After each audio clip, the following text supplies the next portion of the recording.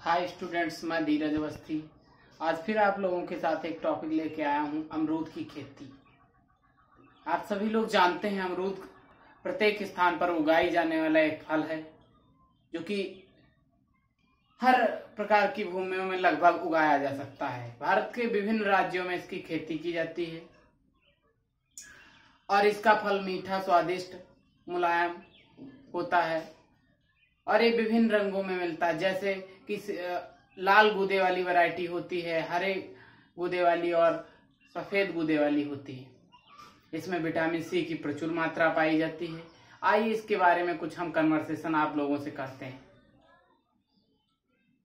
सबसे पहले देखा जाए तो वानस्पतिक नाम, अमरूद का वानस्पतिक नाम सीडियम गुआजावा है।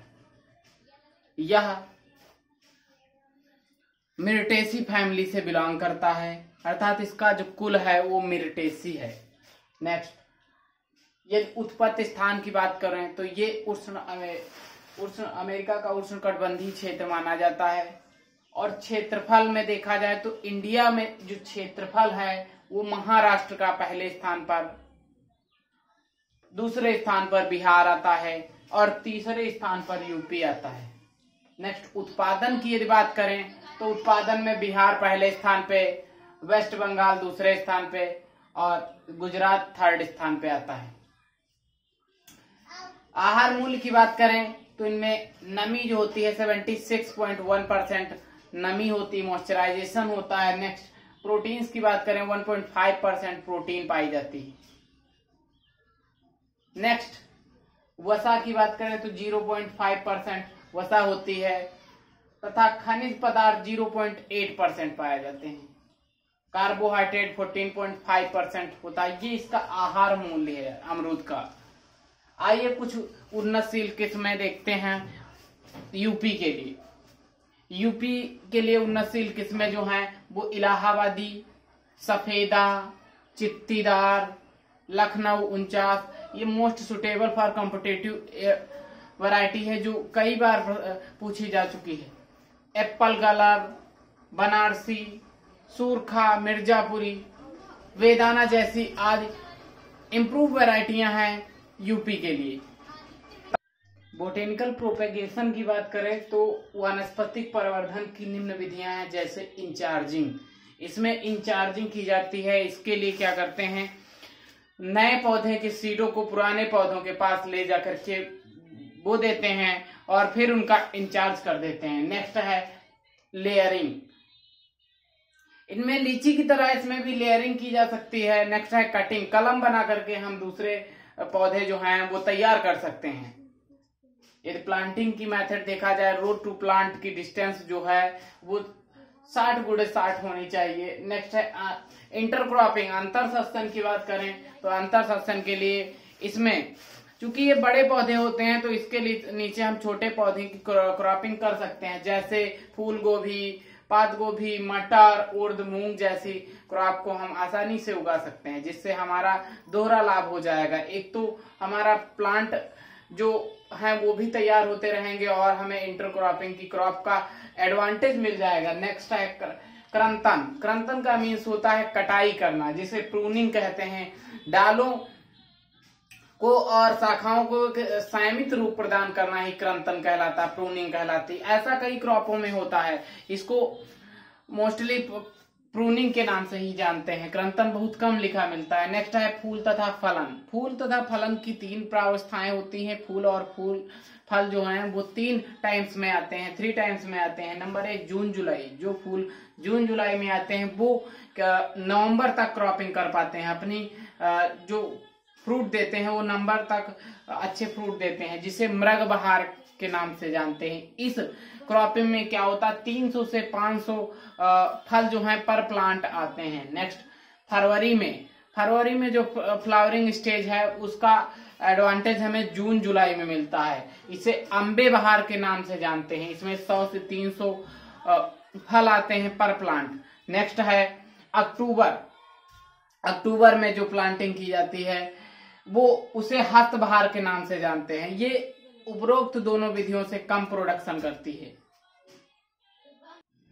नेक्स्ट हम पेस्ट एंड डिसीज की बात करें तो छिलका खाने वाला पदातिक, जिसे बार्क ईटिंग कैटरपिलर के नाम से जानते हैं, ये कीट क्या करते हैं, फल के छिलके में अर्थात फल के बाहरी आवरण में छेद करके अंदर प्रवेश कर जाते हैं और धीरे धीरे फल को नष्ट कर देते हैं। ये काले रंग के होते हैं और संपूर्ण फल को नष्ट कर देते हैं। इनका ये प्रकोप देखा जाए तो जून जुलाई की क्रॉप में अधिक लगता है। जो फ्रूट जून जुलाई में तैयार हो रहे होते हैं बरसात के समय, उसमें ये ज्यादा लगता है और काफी लॉस होता है। लगभग अप्रोक्सीमेट 80% क्रॉप को नष्ट कर देते हैं। इसके लिए हमें फार्मेलिन का यूज करना चाहिए। नेक्स्ट है फल की मक्खी। फल की मक्खी जिसे फ्रूट फ्लाई के नाम से जानते हैं, ये भी मक्खी फल के साथ साथ तने आदि को, पत्तियों को प्रभावित करती है।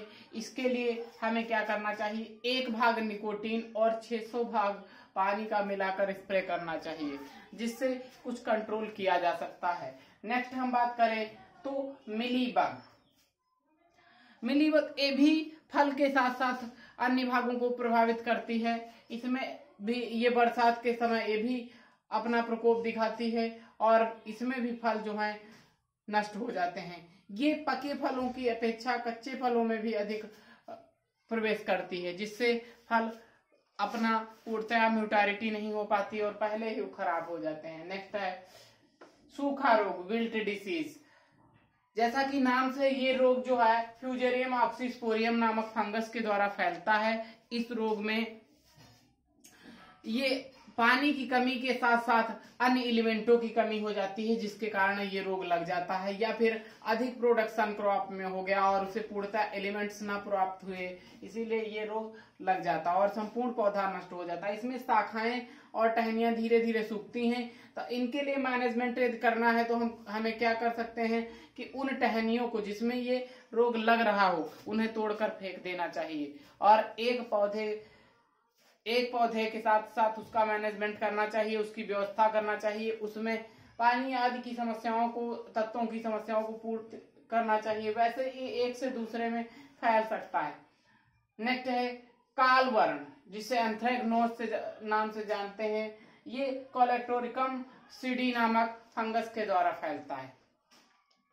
ये भी रोग फलों के साथ साथ पौधों को प्रभावित करते हैं, जिससे पौधों की लाइफ खत्म हो जाती है और वो प्रोडक्शन नहीं कर पाते या फिर उनमें फ्लावरिंग स्टेज ही नहीं आती। ऐसे कुछ इसमें एग्जांपल देखने को मिले हैं। इसके लिए बोर्डो मिक्सचर का या फार्मेलिन आदि का यूज करना चाहिए। नेक्स्ट है फलों का सड़ना।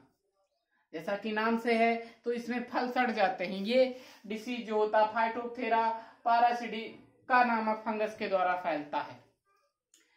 ये भी बरसात के समय अधिक होता है। इसमें फल ऑटोमेटिक, उनके जो टहनियां होती हैं फलों की, वो टूट टूट कर गिरने लगती है और फल नीचे गिरते हैं सड़। उसमें एक विशेष प्रकार की गंध आती है, जैसे चिकनी मिट्टी के समान। ऐसे इन फलों के मैनेजमेंट के लिए भी बोर्डो मिक्सचर का यूज करना चाहिए।